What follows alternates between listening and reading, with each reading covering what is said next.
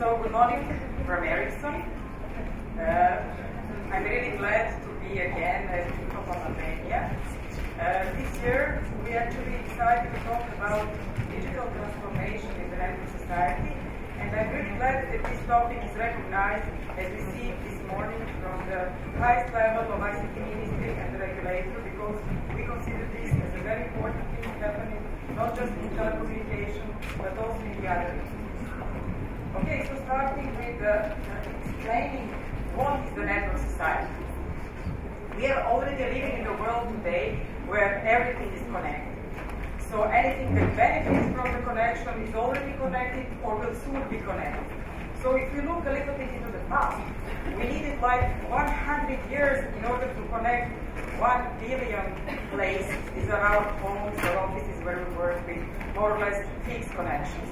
And then everything went a little bit faster, because with the mobile telephony we needed actually 25 or 30 years in order to connect 5 billion people with mobile connections. But what we would like to point out in Ericsson, that everything is now going to be much more fast. We are going to get much more things that will be connected around us. So we expect that actually until 2020, there will be more than 26 billion things connected around us, actually devices. And RFIDs or other small things, there will be even more, going into 50 billion connected things around us. So there is also important to take into consideration the completely new behavior of the consumers around us and things that are happening every day. So here you can see some of the numbers. For example, every day there is 1.9 million of new smartphone subscriptions in the world. So what are these people doing? They're, of course, as you see here, doing a lot of likes on Facebook or watching YouTube or different content that is there. But also they're participating in new things like crowdfunding or e-commerce or in sharing economy, so-called sharing economy, where you are, for example, through Airbnb or other services, renting your apartment, or you are actually renting your car or doing different things. So, talking about that, companies like Airbnb that started to do this brokering in this world are today very successful. So here you can see the fact that actually per day they're having more than 500,000 rents, which is making them now more powerful than very big hotel chains like Marriott or Hilton, because they're not actually investing today in real estate. They're just doing the brokering in this new world. They're understanding what is happening. They're doing actually and giving to the consumers what they want. On the other side, you also know, of course, all for Uber. So here is a fact actually that their CEO stated that just in San Francisco, their revenue is 3 times more than the whole revenue on the taxi market in San Francisco. So we all should think about these new things happening and new business models and to try actually to accommodate to this one. This is just one example actually how virtual and real world are merging. For example, CEA in Brazil decided actually to put or actually to inform their customers how many likes certain items of clothing are having on Facebook in order to attract them even more. So a lot of ideas around the world, and we will see this even more in the years to come. So in Ericsson, we are having part of the company doing consumer lab research. Why? Because we would like to understand better what consumers want, how they would like everything to change, in order for us to do the development that way and also help our customers, telco operators actually to cater for all these things that consumers would like to have. Actually, 50% of smartphone users are using more than several actually social networks. And actually 1 of 3 is participating in this sharing economy.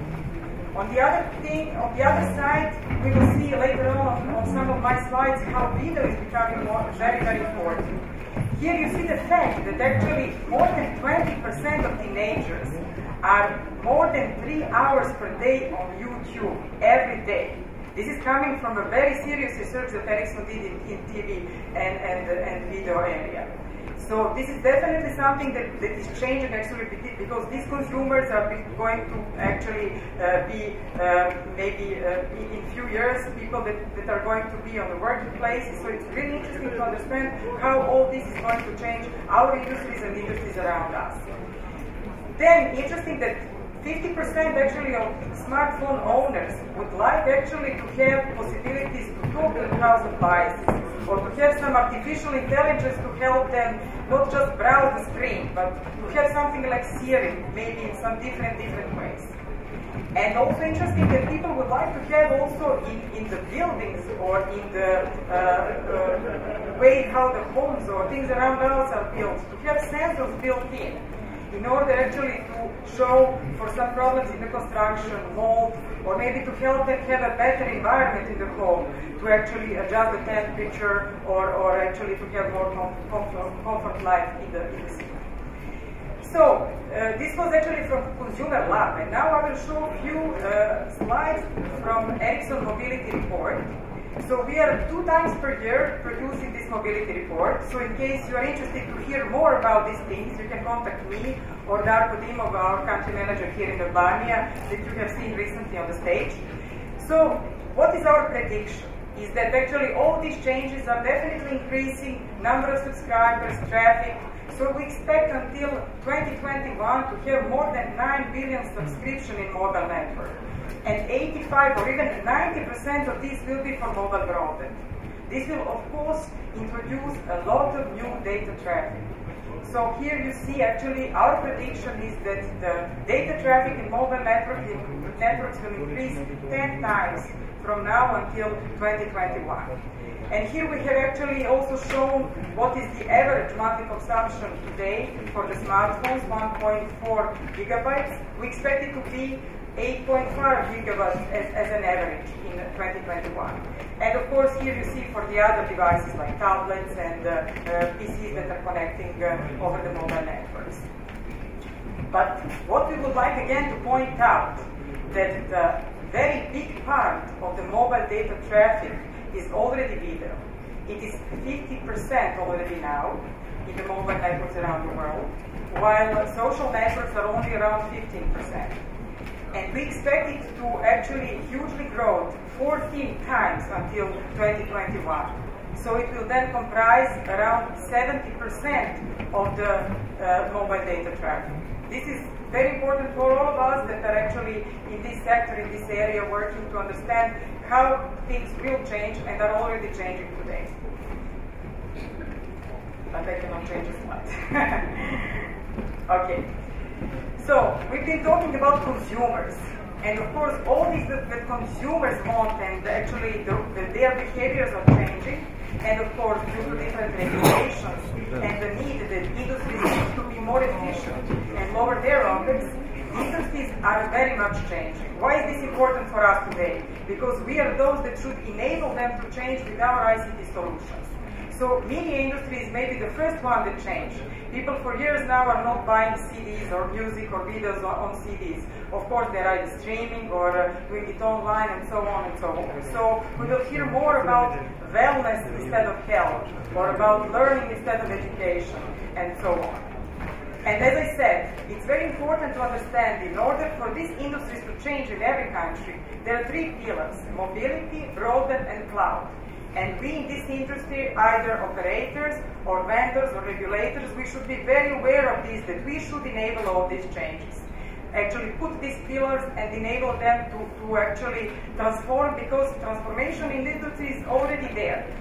More and more smart meters around us. According to ABI research, there is going to be 780 million smart meters around the world by 2020. And then according to the research from Ericsson and AT&T, 50% of people that were interviewed were very likely to change their car from a singular one just to get a connected car. So, as I said, a lot of things are pushed from the consumers and the changes, but also there is a need, like for the first responders from the public safety, to have a mobile broadband connections in order to be more efficient and do things in the proper way. When we look into the utilities, and why again I'm talking about this, because all of us should understand now what are these industries' needs, and how we can help them. For example, for utilities, they need to use ICT as enabler in order to be more efficient, as we said. But on the other side, they also need to be more innovative, find new business models. In the same way, we actually create better customer experience. In the same way, we are doing this in the telco world. They should also think about, as I said, new business model, new partnering, doing things prepaid, for example, or outsourcing. So these are all things that are going to come very soon.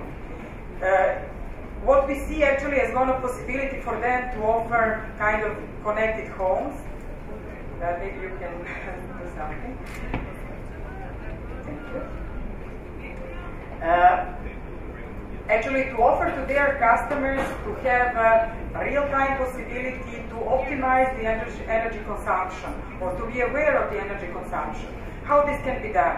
In Ericsson, we are number one when it comes to business support system, billing and charging. And we are using this knowledge also now for the different industries, for example, for utilities. Because this is what they need, real-time BSS system in order to be in a better position towards their customer, to give them real-time information, to give them possibility to do remote things, or maybe tomorrow sell back the power that they are producing with the small generators. This is not such a far away future from today. Another example of what Ericsson is doing in smart metering for utilities. For example, we did a whole project for Estonia, Levy. We installed more than 600,000 meters there. The project is still ongoing.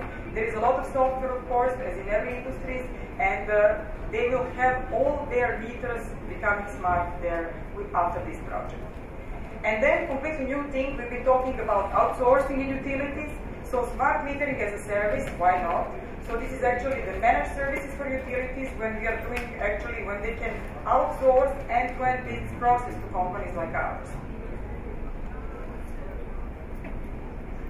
And then if we actually look into the cities and changes that are happening in the cities, more and more people need to have a better planning, to be more efficient, to actually have a sustainable cities development. There is a lot of topics regarding energy, regarding transport, regarding security, and we at Ericsson are also thinking and providing a lot of solutions in this area. When it comes to the transport and the traffic management for the buses, this is one example actually in Brazil, where we did actually the traffic management project together with Volvo. This is a software that is enabling a company that is operating in 18 cities in Brazil to be more efficient. Actually, after this project, they reduced their OPEX for 30%. They're having actually better productivity, 7 to 8%. Why? Because they're using automatic vehicle allocation, they're using real-time passenger information, they're using actually possibility to integrate with their planning tools, with actually the maintenance, to improve the maintenance of their vehicles, and so on and so on. Or something from the here close environment from Bulgaria. In Varna, we actually delivered this project of intelligent transport system for the buses, which includes e-ticketing, also automatic vehicle location, real-time passenger information system, but also surveillance that is on intercrossings or bus stops, and so on and so on. So there is a lot of examples. I will just give this one, smart parking, very actual topic. In all cities, probably all of us that are driving, where to park, what to do. This is very, very easy. You just install the sensors in one part of the city, and then you collect this information, which parking place is taken or not, and you can provide it as an application, or on the crossings you can put displays, and then actually make life easier to the citizens in your city. Okay, so we've been talking about different examples of connected things, Internet of Things, but all this mobile technology before 2G, 3G, 4G are more designed, or actually were more designed to connect people, voice, data, video, and so on. But now we need actually the new technology that will cater all these different use cases that I have been talking about. Like that we need to have sensors everywhere, and we need a very, let's say, cost-effective solution that will collect all this information from different sensors. On the other side, we need a very, very good quality transmission of, let's say, 4K video. And these different users of video signal need to actually have a very good broadband network that can transport all this. Talking about transport, we've heard this morning also autonomous car driving. So this is already becoming a reality. Already there are test cases and pilots around the world. For example, Ericsson just tested the autonomous public bus these days in Sweden, because this is definitely something that is coming as a solution. Then when we talk about infrastructure, we can put sensors on bridges, roads, tunnels, and in this way actually have preventive maintenance. So the construction business is also there waiting for us to connect it. On the other side, when we talk about different critical processes that can be managed from far away, we have maybe robots that can work in the mines, or somewhere that is really hazardous environment where we don't want people to be. So there we need also the new technology to connect all this. And there is also need not just to transfer with a very low delay video or sound, but it's also important to have this haptic feedback, so-called, where you really feel what is happening. So this can also be transmitted these days over internet.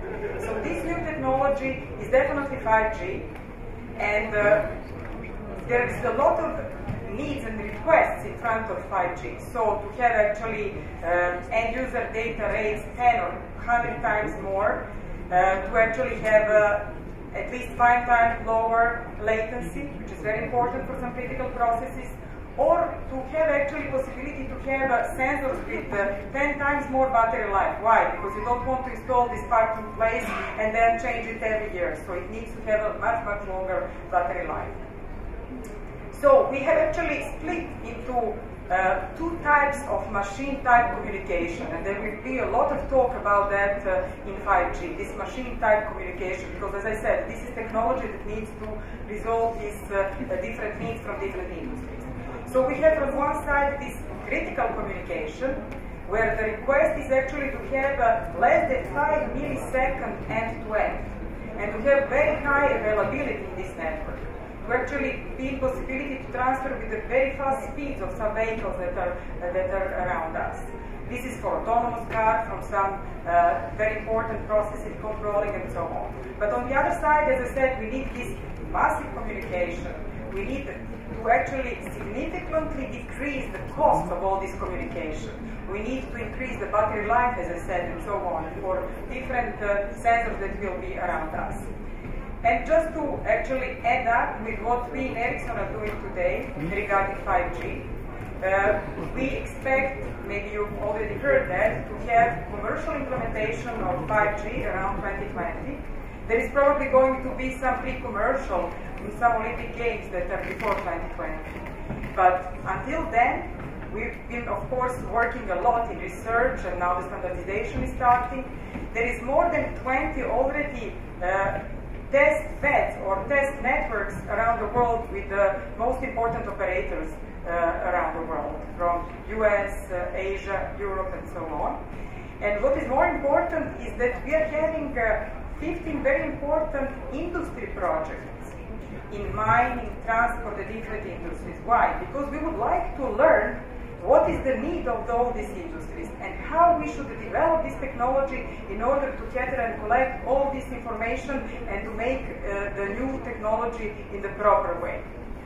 And this 25 here stands for actually the number of gigabytes per second that were shown in Barcelona. It was actually, download, of course, it was actually 26. And this is actually the current situation regarding 5G, but we will all hear more about it in years to come. So thank you all for your attendance.